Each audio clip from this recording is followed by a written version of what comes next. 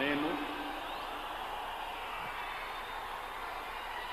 కొణిదెల పవన్ కళ్యాణ్ అనే నేను శాసనం ద్వారా నిర్మితమైన భారత రాజ్యాంగం పట్ల నిజమైన విశ్వాసం విధేయత చూపుతానని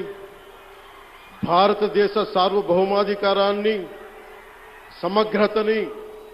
కాపాడుతానని ఆంధ్రప్రదేశ్ రాష్ట్ర మంత్రిగా నా కర్తవ్యాలను శ్రద్ధతో అంతఃకరణ శుద్ధితో నిర్వహిస్తానని భయం గాని పక్షపాతం గాని రాగద్వేషాలు గాని లేకుండా రాజ్యాంగాన్ని శాసనాలని అనుసరించి ప్రజలందరికీ న్యాయం చేకూరుస్తానని దైవ సాక్షిగా ప్రమాణం చేస్తున్నాను.